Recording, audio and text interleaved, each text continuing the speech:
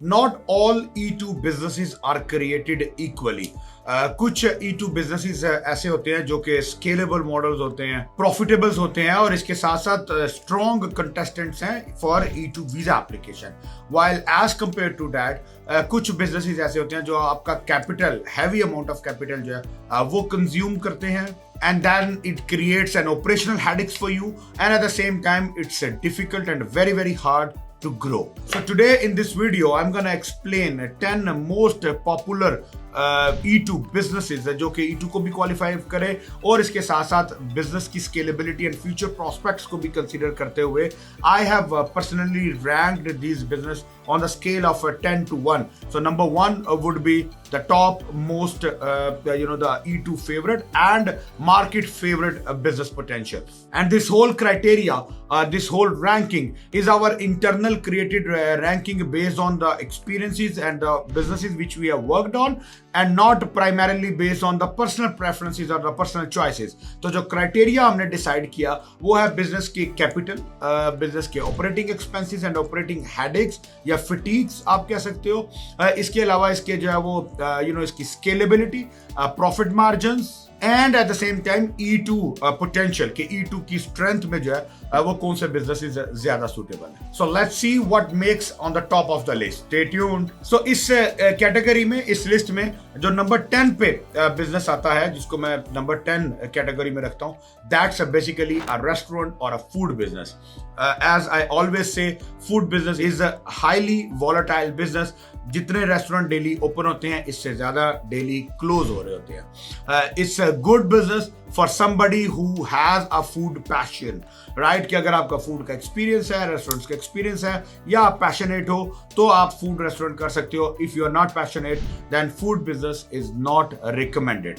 Yes, food business has some of the merits कि इसमें आपको एम्प्लॉयमेंट्स क्रिएट होती हैं और इसके साथ साथ जो मार्जिनलिटी है, यानी इसके प्रॉफिट मार्जिन जो है वो इतने अट्रैक्टिव हैं कि बिजनेस की मार्जिनलिटी का जो क्राइटेरिया है या जो पैरामीटर है उसके ऊपर पूरे उतरते हैं. But on the flip side of the things, जो इसके डीमेरिट्स हैं वो ये है कि आपके हाई फेलियर रेट्स हैं, इसमें हाई कैपिटल इंटेंसिव बिजनेस है, लॉन्ग लेबर आवर्स हैं, लेबर इंटेंसिव बिजनेस है, एंड मोस्ट इंपॉर्टेंटली जो इन्वेंटरी वेस्टेज है, यानी जो फूड वेस्टेज है, वो भी इसमें बहुत ज्यादा होता है. So it's not that food business or restaurant business does not qualify. It definitely qualifies for E2, but operationally it's very hard to run and operate a food business. Number 9 जो है कैटेगरी, वो है gas station. I'm sorry, I know this is your favorite business, but as per my hierarchy, gas station falls under the 9th category.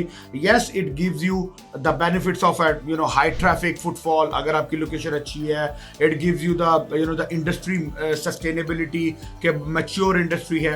But on the flip side, it's a regulated business. यहाँ पे बहुत सारे, क्योंकि gas station पे जो main business है वो stores का होता है. स्टोर्स में आप लॉटो है, लिकर है, आपके टोबैको है और फूड है. बहुत सारी ऐसी चीजें हैं जिनके आपको लाइसेंसेस रिक्वायर्ड होते हैं. आपको गैस कंपनी का लाइसेंस चाहिए होता है, तो आपको वो लाइसेंसिंग में, लीगल कंप्लायंसेस में इश्यूज आ सकते हैं.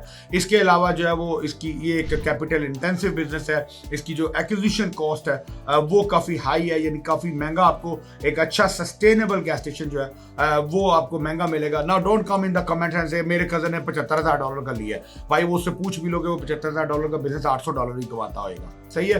तो एक सस्टेनेबल बिजनेस जो है वो एक heavy amount of investment demand करता है. So you need to understand कि गैस स्टेशन का बिजनेस में the margins on the fuel, on the gas itself is very thin.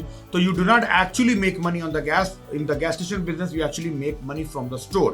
तो वो स्टोर में जो है it has to have a nice historical and statistical background of data कि वहाँ पे उसकी परफॉर्मेंस कैसी है. And then if the performance is there, it will be acquisition cost heavy business. So gas station business took 9th place in my top 10 category. So the next one, number 8, again one of your favorite things, grocery business. ठीक है, जिसको आप 7-Eleven बोलते हैं. तो first and foremost, 7-Eleven itself is a brand, it's a franchise, it's not an industry. So industry is a convenience stores और the grocery field.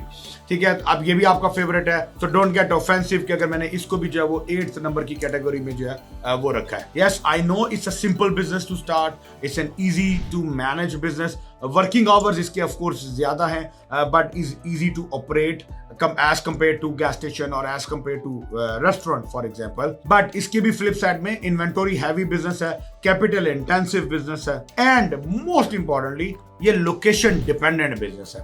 अगर आपकी नेबरहुड अच्छी होगी, आपकी लोकेशन अच्छी होगी, आपका कंपटीशन कम होगा, आपकी जो कस्टमर कंसंट्रेशन है वो ज्यादा होगी, तो आप इस पे अच्छे पैसे बना सकते हो.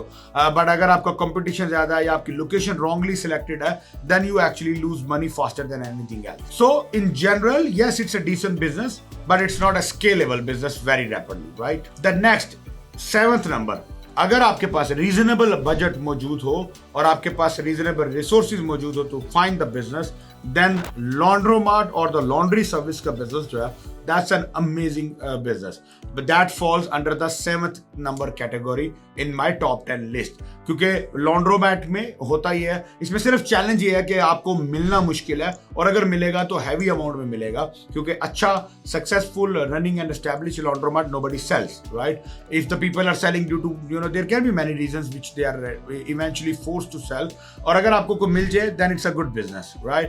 क्योंकि इसमें आपके पास रिपीट कस्टमर्स है, आपके पास कम लेबर इंटेंसिव है, इस पे आपको काम नहीं करना, एक बंदा आपका पूरा बिजनेस जो है वो मैनेज कर सकता है, बिकॉज आपके पास रिकरिंग कस्टमर्स हैं और आपका प्री डिफाइंड या प्रिडिक्टेबल रेवेन्यू जो है वो मौजूद है. Yes it's also an expensive business, capital intensive business है, मशीनरी है, इक्विपमेंट्स हैं, आपकी लोकेशन है, हाई रेंटल है, हैवी अमाउंट इन्वेस्टमेंट रिक्वायर्ड है एक अच्छे लॉन्ड्रोमार्ट को लेने के लिए. But if you can manage that budget, then it's a good business to have as compared to gas stations or the groceries and the food business. So number 6 जो कि मेरा पर्सनल एक्सपीरियंस्ड बिजनेस भी है, हमने हमारे अपना brand भी है, कंपनी भी है जिसमें हम ये बिजनेस कर रहे हैं, और पर्सनली मैंने इसको एक्सपीरियंस भी किया है, और it's a wonderful scalable opportunity जो कि है वेंडिंग बिजनेस का. सही है. तो वेंडिंग रिटेल की वो इंडस्ट्री है जिसको आप बड़े एफिशिएंटली स्केल कर सकते हो उसी ग्रोसरी स्टोर के मार्जिन्स के साथ, बल्कि इनफैक्ट उससे भी थोड़े ज्यादा, because you are bringing the convenience and automations. तो आप जब वो वेंडिंग इंडस्ट्री को जो है you can scale that business very efficiently. That's why it falls under the number 6 category. सिर्फ वेंडिंग बिजनेस का जो डीमेरिट है वो ये है कि ऑफ कोर्स इसमें भी आपको कैपिटल इंटेंसिव है, क्योंकि एक एक मशीन की हैवी कॉस्ट है.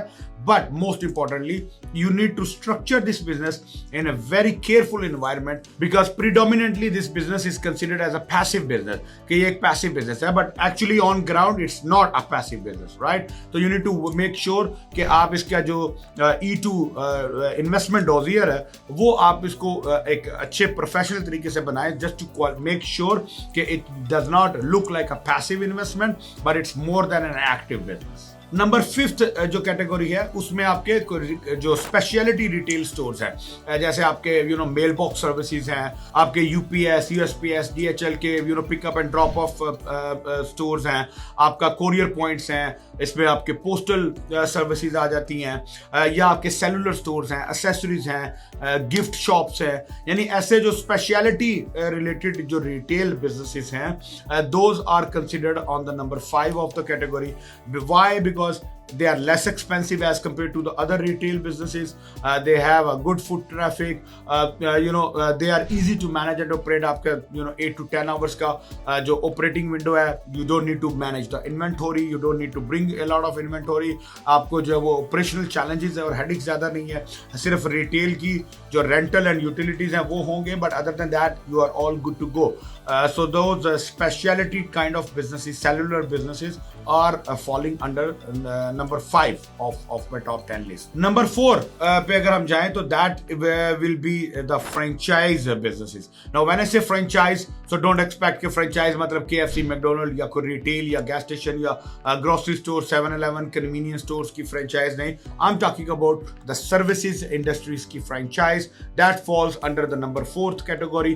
कि आप let's say कोई हेल्थ केयर इंडस्ट्री में कोई फ्रेंचाइज लेना चाह रहे हो, होम सर्विस में कोई लेना चाह रहे हो, या किसी भी सर्विस इंडस्ट्री में लेना चाह रहे हो, तो franchise will give you all of the initial support, guidelines, trainings, everything when it comes to your the launching of the business or managing and scaling of your business. And at the same time franchise business में जो E2 जो approval chances हैं, that also gets very strong because the franchise has its own background. जो franchise business का only जो demerit है, that is about the royalties, that from your own hard earned money you have to pay the money back to the franchise in terms of the royalties, and little heavy initial investment because you are paying a heavy amount of franchise fees. Number 3 जो category है, that is a standard business acquisition, कि आप कोई भी business जिस भी industry में आप जा रहे हो, आप एक रनिंग बिजनेस जो है, अभी तक मैंने जिन बिजनेसेस की बात की except of course the food और द गैस स्टेशंस, आप जो है वो नए बिजनेसेस बना रहे हो. जनरली जो सर्विस बिजनेस है वो नए बनते हैं. बट अगर आप एक क्वालिफाइड रनिंग बिजनेस लेते हो, जैसे लॉन्ड्रोमार्ट है, आप रनिंग ले सकते हो, गैस स्टेशन है, आप रनिंग बिजनेस ले सकते हो. So those kind of running businesses जिनके नंबर्स मौजूद हो, स्टैट्स मौजूद हो और उनके पूरे का पूरा डाटा मौजूद हो, उनके इनकम टैक्स फाइनेंशियल रिकॉर्ड्स मौजूद हो, आप उनकी ड्यू डिलिजेंस करके यू कैन मेक श्योर कि from the day 1 you can actually start making money in the running business, right. तो that's the good business category जो कि नंबर 3 पे बैठेगा. Only demerit in the running business is there will be a goodwill attach, because the moment you buy a profitable business there will be a high amount of a goodwill attached to the business, तो आपका budget थोड़ा ज्यादा होना चाहिए. Number 3, my most favorite, my very close to my heart is home services business. Home services में आपकी cleaning है, आपकी प्रेशर वॉशिंग है, विंडोज क्लीनिंग है, कारपेट क्लीनिंग है, होम रिपेयर एंड मेंटेनेंस है, प्रॉपर्टी मैनेजमेंट सर्विसेज है, ये तमाम एरेंड सर्विसेज है, ये तमाम जो है वो आपकी होम सर्विसेज के बिजनेस में आती हैं. Easy to launch, easy to scale, low capital intensive business, बहुत ज़्यादा कैपिटल नहीं आपको चाहिए होता. ह्यूमन रिसोर्स डिपेंडेंट बिजनेस है, क्योंकि इसमें आप ज़्यादातर जो है वो आपके पास हायरिंग अपॉर्चुनिटीज मौजूद होती है जो कि E2 की प्री रिक्विजिट्स को पूरा करती हैं. प्रॉफिट मार्जिन्स बहुत हैवी है. So that's why the home services fall under the number 2 category, जो कि E2 प्रायोरिटीज के हिसाब से या जो स्केलेबिलिटी के मार्जिन्स के हिसाब से, that's the list of 1 to 10 businesses. Number 10, again my most favorite services businesses, same like home services, but this is called a scalable services companies. For example, mobile car detailing business, आपका mobile mechanic, mobile grocery stores. So anything when it comes to the mobile businesses or the convenience related businesses in the services industry particularly, those are the businesses which you can which I put it as a number 1 top priority or a top selection choice when it comes to the E2 investors. Easy to manage है, easy to scale है, थोड़ा capital जो है वो जो standard services business है उनके मुकाबले में ज्यादा चाहिए होता है, बिकॉज आपको व्हीकल्स और इक्विपमेंट्स और मशीनरीज जो है वो रिक्वायर्ड होती हैं. But the beauty of this businesses are कि specially if it goes for a B2B contracts, let's say commercial cleaning services का बिजनेस है, कार वॉश का बिजनेस है, आपकी मोबाइल लॉन्ड्री सर्विस का पिकअप एंड ड्रॉप ऑफ का business है. तो ऐसे जो बिजनेस है that gives you the predictable revenues and recurring customers. तो मंथ ऑन मंथ पे आपके फिक्स कॉन्ट्रैक्ट्स होते हैं, फिक्स आपकी जो है वो आपके एग्रीमेंट्स होते हैं जिनके ऊपर आपको जो है वो मंथ ऑन मंथ पे कस्टमर्स और रेवेन्यूज जो है वो आपको मिलता रहता है. And at the same time the moment you start getting yourself overbook, you can scale the business very fast. So scalable services related business falls under the number 1 category. So I hope this video will help you in understanding, one, the comparisons between the retail and services, and the second, based on our internal processes और हमारे जो अभी तक working experience है with investors, where we have seen the people growing service industry more faster than a gas station, right? Or any other retail business. So those are the list of the top 10 businesses. If you want to consider any of those business, और आपको इसमें से किसी भी business में further कोई help चाहिए, कोई requirements है आपकी, कोई discussions करना चाह रहे हैं, feel free to reach out to me and my team would be happy to address all of your concerns. Thank you so much. Assalamu alaikum.